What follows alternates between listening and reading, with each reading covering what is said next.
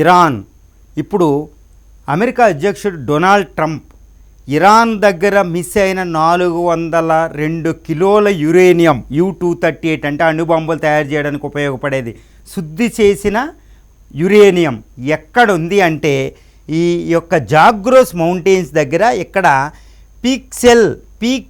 Peak X అనే మౌంటైన్స్లో ఉంది అని చెప్పేశాడు. అంటే ఇక్కడికి U-2 బాంబర్స్ ద్వారా B-2 బాంబర్స్ ద్వారా మళ్ళీ అటాక్ చేయబోతున్నాను అని కూడా డొనాల్డ్ ట్రంప్ చెప్పేశాడు. ఇదనమాట. ఒక్కసారి చూడండి ఇరాన్ పటం ఎలా ఉందో. ఇరాన్ పటం భౌగోళిక ఇది ఎంత అంటే ఏదో చిన్నగా అనిపిస్తుంది కాదండి. ఇండియాలో సగం 32 లక్షల ఇది 263 స్క్వేర్ కిలోమీటర్ ఇండియా ఉంటుందండి. ఉంటే ఇందులో సగం ఇండియాలో సగం ఉంటుంది ఇరాన్ 16 లక్షల చదరపు కిలోమీటర్లతో. ఇదంతా ఒక మౌంటేనియస్ ఎల్బ్రజ్ అనే మౌంటైన్ సిస్టమ్, జాగ్రోస్ అనే మౌంటైన్ సిస్టమ్. ఇది మన హిమాలయాల నుండి వస్తుందన్నమాట. ఇలాగా హిమాలయాల నుంచి హిందూ కుష్ మౌంటైన్, కిర్దార్ ద్వారా పాకిస్తాన్ తర్వాత ఆఫ్ఘనిస్తాన్ తర్వాత ఈ మౌంటైన్ సిస్టమ్ వస్తుందండి. ఆల్పైన్ రేంజ్ అంటారు. ఇందులో దస్తకీ కావూర్, దస్తకీ లాత్ అనే 2 డిజర్ట్లు ఉంటాయి ఈ రెండిట్ల మధ్యలో.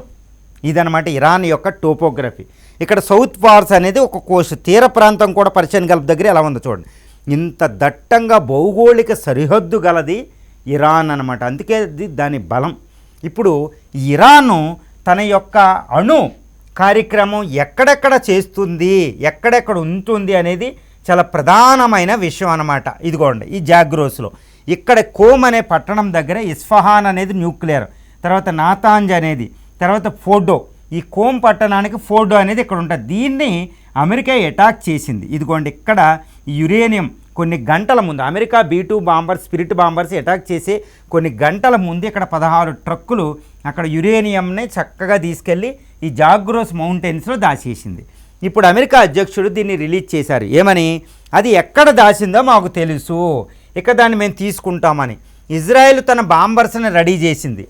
అదేవిధంగా ఈ B-2 స్పిరిట్ బాంబర్స్ కూడా మళ్ళా రెడీ అయినాయి. ఇప్పుడు ఇరాన్ దీన్ని రక్షించుకోగలదా అంటే ఏంటి? ఇరాన్ అమెరికాల మధ్య, ఇజ్రాయెల్ మధ్య మళ్ళా యుద్ధం మొదలవుతుంది. ఎందుకంటే తన అణు కార్యక్రమాన్ని నేను ఆపనని ఇరాన్ ప్రకటించింది. ఇప్పుడు ఇరాన్ను ఈ 400 కిలోలు యురేనియం రక్షించుకోగలదా అంటే రక్షించుకోగలదు. ఎందుకంటే దాని భౌగోళిక చిత్రాన్ని మనం చూస్తే అది ఇప్పుడు ఇక్కడే దాసిందా, ఇక్కడ ఏదైనా 2 కిలోలు దాసి మళ్ళీ అమెరికాకి ఏదో ఉప్పందించి దీన్ని అటాక్ చేస్తే ఇంకా అంటే ఏంటంటే రక్షణ శాఖ పరిశోధకులు ఏమంటున్నారంటే తన 400 కిలోల్ని ఒకే చోట పెట్టడానికి అదేమీ పిచ్చిది కాదు ఇరాన్. కాబట్టి 400 కిలోల్ని ఒక 40 చోట్ల పెట్టేసింది తన యొక్క డెజర్ట్ వీటిల్లో అని. అంటే మొత్తం యురేనియంని మొత్తం తీసేసుకుని దాన్ని పేల్చడం అనేది అమెరికాకి, ఇజ్రాయెల్కి అసంభవం. కాబట్టి ఇరాన్ అనే అణు కార్యక్రమం ముందుకు వెళుతుంది అనేది విషయం ఇక్కడ కన్ఫామ్ అయిపోయింది.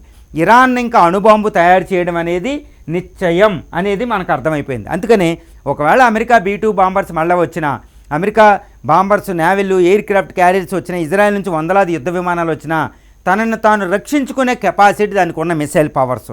ఎస్పెషల్లీ చూస్తే దీని ఖుర్రం షా అనే ఒక ఈ జైంట్ మిసైల్ని అది రెడీ చేసింది. అది ఏంటంటే సుమారు 1500 కిలోల యొక్క వార్ హెడ్ అని తయారు చేయగలదు. అది మల్టిపుల్ వార్ హెడ్ మిరువు టెక్నాలజీతో వెళ్తుంది.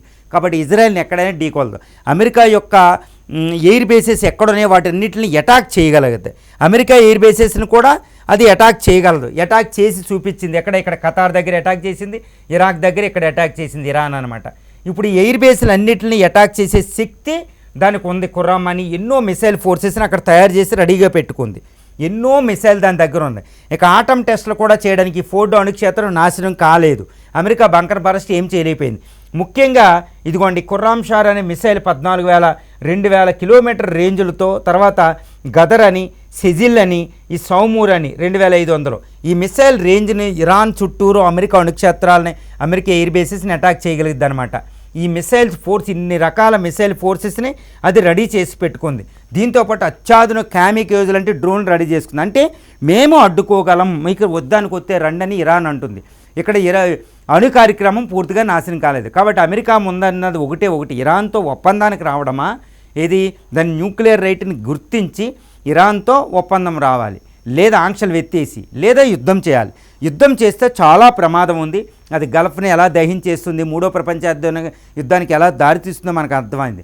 కానీ ఇప్పటికి అమెరికాకి ఇజ్రాయెల్కి ఒకటి అర్థమైంది ఏంటి, ఇరాన్ని లొంగ తీసుకోవడం, దాన్ని పూర్తిగా ఓడించడం అసంభవం అనేది ఒక్కటి మాత్రం biggest lesson for the US and Israel.